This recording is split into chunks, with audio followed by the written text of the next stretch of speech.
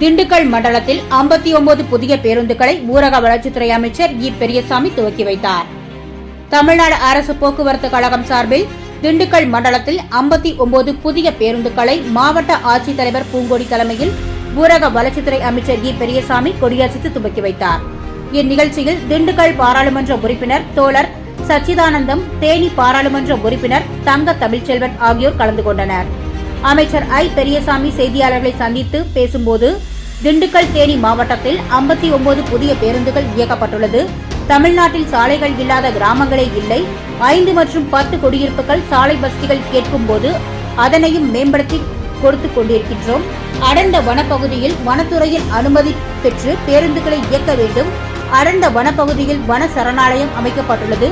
அவ்வாறு இருக்கும் இடங்களில் சாலை அமைக்க தடங்கள் வந்தால் அதற்கான அனுமதி பெற்று சாலைகள் அமைக்கும் வசதிகளை செய்து கொண்டிருக்கிறோம் என்றும், திண்டுக்கல் ஆடலூர் பகுதியில் பழங்குடியினர் வசிக்கக்கூடிய இடங்களில் 2 கோடிக்கு தற்போது சாலை வசதி செய்யப்பட்டுள்ளது. திண்டுக்கல் கொடைக்கானல் மலைப்பகுதி மற்றும் கீழ்ப்பகுதிகளில் சாலை வசதிகள் இல்லாத கிராமங்களே இல்லை. வெள்ளக்கவி கிராமத்திற்கு சாலை வசதிகள் செய்து தருவதற்கு தயாராக உள்ளோம். அதன் அனுமதிக்காக காத்துக் கொண்டிருக்கிறோம்.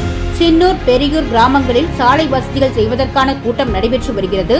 வனத்துறையில் அனுமதி கொடுத்தால் உடனடியாக சாலை வசதிகள் செய்து தரப்படும். அதற்கான நிதி தயாராக உள்ளது. 2200 ஸ்கொயர் மீட்டர் சாலை வசதிக்கு அனுமதி கேட்கப்பட்டுள்ளது. முன்னாள் முதல்வர் கருணாநிதி நாணய வெளியீட்டு விழாவில் அனைத்து கட்சிகளையும் நாங்கள் அழைத்துள்ளோம். தோழமை கட்சிகள் அனைத்தையும் அழைத்துள்ளோம். அதிமுகவையும் அழைத்துள்ளோம். நாங்கள் பொதுவான அரசாங்கமே நடத்தி வருகிறோம்.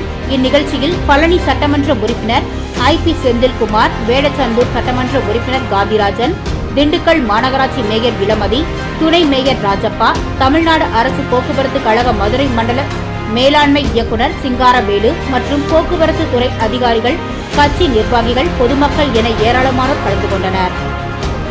சான்றோர் குரல் செய்திகளுக்காக செய்தியாளர் லட்சுமணன், உடன் செய்தி வாசிப்பாளர் முத்துலட்சுமி. செய்திகளை உடனுக்குடன் தெரிந்து கொள்ள சான்றோர் குரல் பக்கத்தை ஃபாலோ செய்து கொள்ளுங்கள்.